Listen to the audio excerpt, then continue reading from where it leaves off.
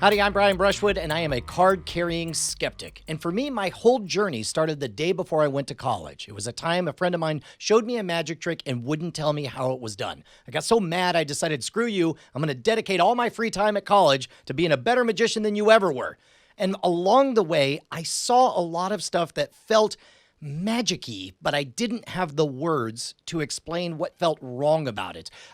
For example, I worked at a movie theater and I was the victim of a straight-up short-change con. And something about the exchange of, 20 for 250s and then 100 and we're balancing out. It felt like the process was driving the transaction, just like a magic trick. And sure enough, we ended up $50 down in the till. That was a big, painful lesson for me. And I felt that same way about so many of the various pseudosciences out there. And I didn't have the vocabulary until I took Pseudoscience and the Paranormal, a class at the University of Texas at Austin that substituted for a physics class that was just extraordinary. A full semester of straight up day one astrology. And it turns out the best way to fight pseudoscience is to accurately tell the history of pseudoscience. When you learn just how nonsensical astrology is from the very beginning, then that affects you and it makes you doubt that stuff when you see it. When you learn, we didn't have tests, we had homework assignments like fake a UFO photo. When you find out how easy it is to fake really good photos, that affects your outlook of how compelling that evidence is from that point forward. By the end of that class, I felt like I had that perfect baloney detection kit, right? That ability to see what would pass the smell test and run it through a series of filters and apply things like Occam's razor to understand the importance of confirmation bias and just how bad memory is, to understand the way people take advantage of the sick and infirm. It was incredibly empowering.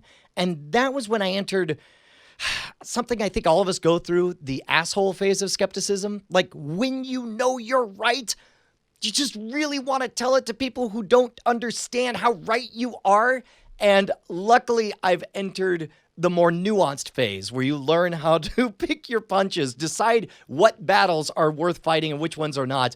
And to be honest, that's a huge, huge reason that I'm so passionate after nearly 10 years of doing scam school. I think it is so important to bring more people into the magic tent because it's one thing to academically understand that you can be fooled by a magician. It is another thing to be fooled by a magician. It is something entirely different to be the one who is doing the fooling. When you are the one executing your own little con, and granted it's a low stakes thing that the card is going to turn out to be their card, that's fine. But by putting yourself in the mindset of the deceiver, it empowers you in a way that I don't think much else can. And it causes you to be able to project into the mind of somebody trying to deceive for profit and short-term gain.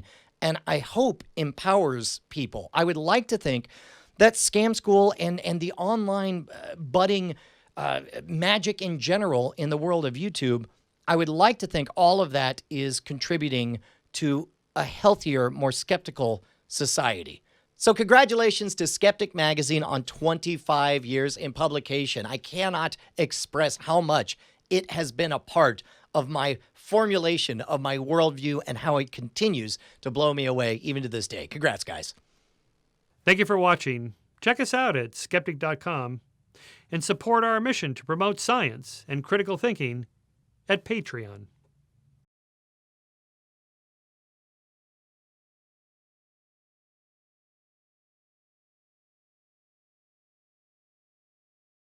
Any skeptic should be reading Skeptic Magazine. In fact, right now, turn this off.